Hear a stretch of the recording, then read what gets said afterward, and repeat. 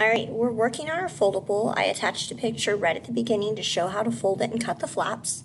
So I'm not necessarily going to go directly in order from left to right. We'll jump around a little bit. So right here, you can see that it says conditional statement. So I am on the first flap that says conditional statement. Now when you open up inside, you should see what is right here waiting for us to fill in. So a conditional statement is a statement that can be written in if-then form. And it can be true or it can be false. So their example is, if you work hard, then you will like geometry. So the hypothesis is that you work hard. And then the conclusion is you will like geometry. So the hypothesis, I went ahead and underlined in blue, and the conclusion in pink. And we're going to kind of stick with that color coding throughout. So pick your two colors, one for the hypothesis, one for the conclusion. You can change the color to write in or just highlight things, either way. But color coding really just helps your brain connect with the notes and kind of highlights key points for you. So a conditional statement has two parts, a hypothesis, that's the part that comes after the if, and a conclusion, that's the part that comes after the then. So I'm going to put conclusion. So the conclusion is represented by Q, the hypothesis is represented by P, and the arrow is just always included. So how we say it out loud, let's write underneath that. What we say, this P arrow Q, how we say it is we say, if P, then Q. That's how that's said out loud. So that is a conditional statement. Okay, so next let's look at the converse. That's the middle on the top row. So open the converse flap. So it says, it has an example. It says, if B is between A and C. So the part that's after the if is the hypothesis. So B is between A and C is the hypothesis. The hypothesis. The conclusion is the part after then. AB plus BC equals AC. So what you do for a converse is it's formed by switching the hypothesis and the conclusion. So you literally just switch the order. So now the conclusion comes first, then the hypothesis. So what we're going to do is we're going to go back to our example. It says, if B is between A and C, then AB plus BC equals AC. So just reverse it. Instead, say if AB plus BC equals AC, then B is between A and C. So what we did was now our conclusion came over here, and our hypothesis is now after the then. So the converse is where we just switch the order. So how we can say this out loud is, if Q, then P. That's what the Q arrow P, that's how we say it out loud. We don't actually say, oh, Q arrow P. We say, if Q, then P. So the converse is like the regular if-then statement, except you reverse the order. You just switch the order.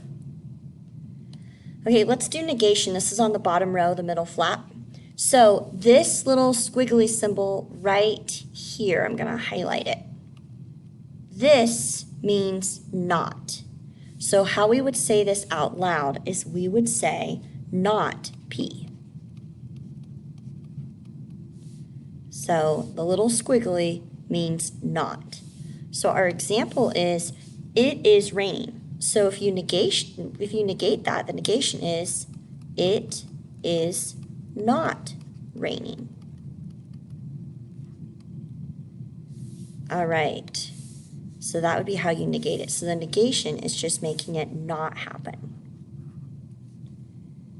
All right. Next, I want to look at inverse. That's on the bottom right. Sorry for the funky order. I didn't make the foldable. I think it's good. The only thing I'd change if I could would be the order.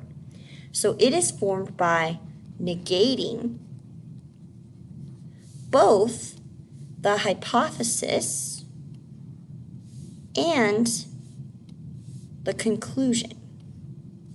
So how we say this out loud, as symbols, is we say, if not P, then not Q. So remember, the little squiggly just means not. So we still have the same order. We have our hypothesis first. So P is our hypothesis. And then we still have the conclusion second. So Q is our conclusion, but we're just going to negate both. So let's look at our example down here. It says, if it is sunny, then it is hot. So we keep the order the same, we just negate both. So we say, if it is not sunny, then it is not hot. So kept the order the same, we just negated it. So we still have our hypothesis, then our conclusion, except we negated both of them. All right, I'm going to not underline the then. Okay, so now let's look at contrapositive. So that is the one that's on the top right-hand row.